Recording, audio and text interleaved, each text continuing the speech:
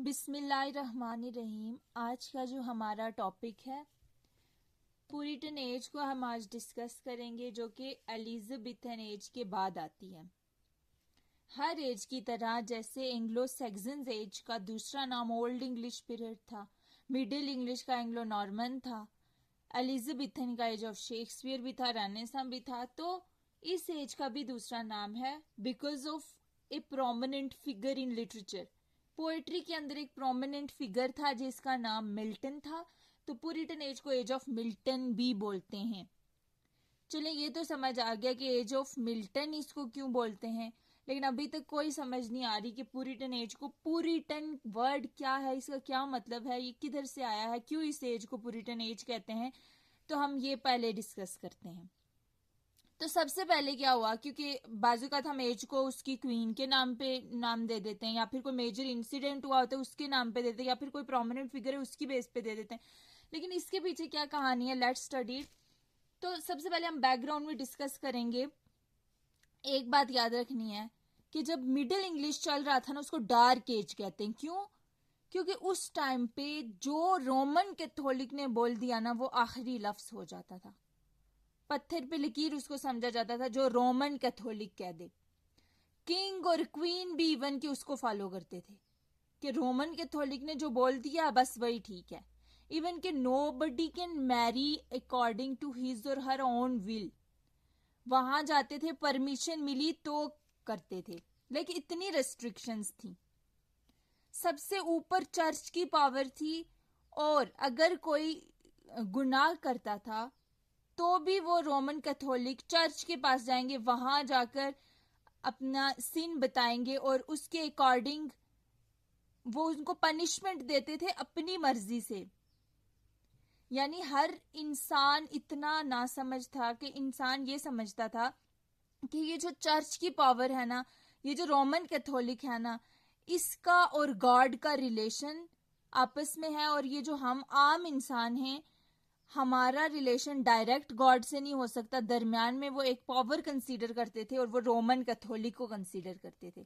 कोई गुनाह हो गया, गए मुझसे गुनाह हो गया, पनिशमेंट वो सुनाता था, और ये समझते थे कि गॉड ने हमें पनिशमेंट किया।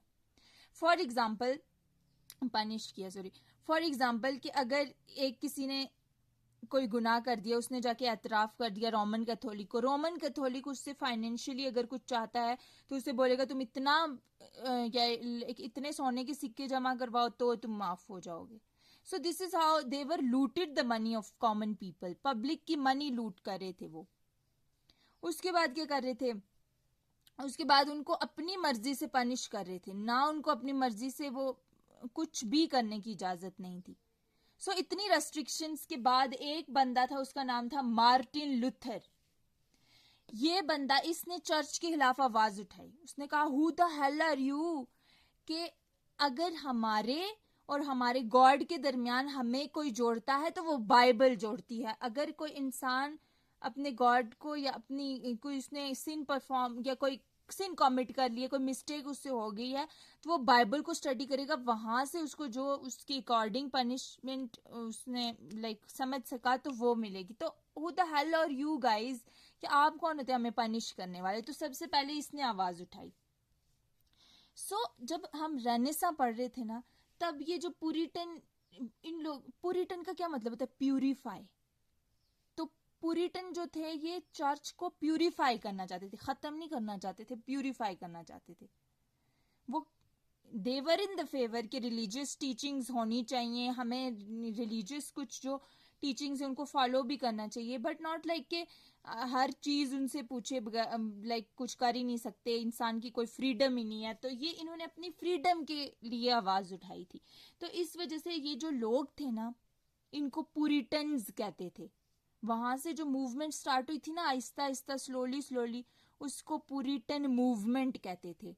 लेकिन अब इसको पुरिटन एज क्यों कहते हैं, क्योंकि क्वीन, अब मैं बताती हूँ, ये जब इसके खिलाफ मार्टिन लूथर ने आवाज उठाई ना, तो इंग्लैंड में एक किंग था, उसका नाम था हेनरी एट, क्या नहीं है या हेनरी 7 के दो बच्चे थे ना, एक हेनरी 8 था, एक मार्गरेट ट्यूडर था, ये लड़की थी, सॉरी। अब लड़की को तो ये तख्त पे बिठा नहीं सकता था, तो इसने अपने बच्चे को हेनरी एट्थ को इंग्लैंड की गद्दी संभालने के लिए कहा। ठीक है, ये पावर में था किस टाइम, जब मार्टिन लूथर ने ये मूवमेंट स्टार्ट की थी, तब हेनरी एट इंग्लैंड का राजा था, किंग था। हेनरी सेवन की जो बेटी थी ना, अब इसने बेटी अपनी, बिकॉज ये रॉयल क्लास है, तो इसने अपनी बेटी को स्कॉटलैंड के किंग, जो कि किंग का क्या नाम था, जेम्स 5, उससे शादी करवाई। ये बात उधर ही खत्म होगी, इसको हम बाद में देखेंगे। यहां क्या हुआ कि हेनरी एट्थ ने, जब मार्टिन लूथर की मूवमेंट स्टार्ट हुई, तो हेनरी एट्थ ने इसको क्यों सपोर्ट किया, क्योंकि किंग क्वीन भी रोमन कैथोलिक के अंडर थे और ये पावर चाहते थे। दूसरी क्या वजह थी कि हेनरी एट्थ जिस औरत से शादी करना चाहता था, उसने जब रोमन कैथोलिक से परमिशन लेने को कहा तो उसने साफ इनकार कर दिया। तो ये एक और चीज थी जिसने हेनरी एट्थ को इस बात पे मजबूर किया कि वो मार्टिन लूथर की मूवमेंट को सपोर्ट करे। उसके बाद क्या हुआ कि इंग्लैंड में पुरिटन मूवमेंट स्टार्ट होगी, पुरिटन का रूल्स आ गया। एलिजाबेथ ने भी बहुत ज्यादा इस पे काम किया, लाइक पुरिटन्स को सपोर्ट किया।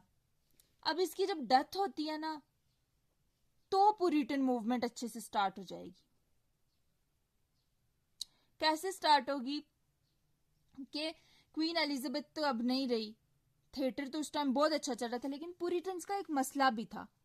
पुरिटन्स ये चाहते थे कि ये मतलब थोड़ी जो इंजॉयमेंट की चीजें, इस पे भी इन्होंने बैन कर दिया था। तो ये इनकी तो उस टाइम बहुत अच्छा चल रहा था, लेकिन पुरिटन्स का एक मसला भी था। पुरिटन्स ये चाहते थे कि ये मतलब थोड़ी जो इंजॉयमेंट की चीजें, इस पे भी इन्होंने बैन कर दिया था। तो ये इनकी एक खराब चीज थी, नैरो माइंडेड थे, ये वर्ड याद रखना। लेकिन इन्होंने चर्च को प्यूरिफाई तो किया, लेकिन रिलीजियस ही बहुत थे। इनका मकसद ये था कि इंसान को मॉरली अच्छा बनाना है, लेकिन इन्होंने इंटरटेनमेंट पे बैन कर दिया सब कुछ। ये बात क्लियर हो गई। अब आपको पता चला कि कैसे पुरिटन मूवमेंट स्टार्ट हुई थी, इसको हम स्टडी करेंगे। पहले मैं आपको बता दूं, 17th सेंचुरी को पुरिटन एज कहते हैं, और पुरिटन एज में मजीद 2 एजेस भी आती हैं। देखें 2 एजेस आती हैं, सब एक 49 तक चलती है, और 1660 से जो स्टार्ट की वो रेस्टोरेशन पीरियड है, इसको हम नेक्स्ट डिस्कस करेंगे। लेकिन पुरिटन एज के अंदर 2 और एजेस आती हैं, एक जैकोबियन है, एक कैरोलाइन है। जैकोबियन एज को क्यों कहते हैं जैकोबियन, जैकोबस वर्ड से निकला, जेम्स 1 जिसका मतलब है जेम्स 1 रूल कर रहा था, इसलिए जैकोबियन एज था। जेम्स 1 का एक बच्चा था चार्ल्स 1। चार्ल्स 1, 2 बच्चे थे जेम्स 1 के, चार्ल्स 1 था, जेम्स 2 था। जेम्स 2 की डेथ हो गई तो उसने चार्ल्स 1 को इस पे गद्दी पे बिठाया। अब चार्ल्स 1, कैरोलाइन वर्ड जो कैरोलस से निकला, लैटिन वर्ड है जिसका मतलब है किंग चार्ल्स, तो इस किंग के नाम पे इस एज का नाम है। इधर क्या हुआ कि मैंने आपको बता दिया कि एलिजाबेथ की भी डेथ होगी। दूसरी बात मैंने आपको बताई थी कि इसने स्कॉटलैंड के राजा से शादी की थी, कि इसने मार्गरेट ट्यूडर 7 की बेटी ने, हेनरी 7 की बेटी ने। इसके 2 बच्चे होते हैं, एक जेम्स 5, क्योंकि इसने जेम्स 4 से शादी की हुई है ना, तो जेम्स 5 एक बच्चा है, दूसरी बच्ची होती है मैरी 1। मैरी 1 का तो किस्सा ही खत्म हो जाता है, क्योंकि क्वीन एलिजाबेथ इसको मरवा देती है कुछ पर्सनल इश्यूज की वजह से। अब जेम्स 5 जो है ना, इसका आगे बच्चा होता है जेम्स 6। जेम्स 6 स्कॉटलैंड पे रूल कर रहा होता है, और वहां क्वीन एलिजाबेथ की डेथ हो जाती है। अब ये यहां से उठ के जब इंग्लैंड में आया तो जेम्स 6 से जेम्स 1 बन गया, क्योंकि इससे पहले कोई जेम्स नामी किंग नहीं था कि इसको जेम्स 2 कह सके। यहाँ पे तो ये जेम्स 6 था, कहाँ, स्कॉटलैंड में। लेकिन जब इंग्लैंड में आया जेम्स 1 हो गया। जेम्स 1 के आगे 2 बच्चे थे, जेम्स 2 और चार्ल्स 1। जेम्स 2 की डेथ हो गई तो चार्ल्स 1 गद्दी पे आए, इसलिए कैरोलाइन एज, और जेम्स 1 की वजह से जैकोबियन एज। ये था इसका बैकग्राउंड। नेक्स्ट हम इसमें डिस्कस करेंगे कि क्या क्या लिटरेरी मूवमेंट्स हुई थी, उसके बाद हम डिस्कस करेंगे इसके लिटरेचर को। Thank you so much.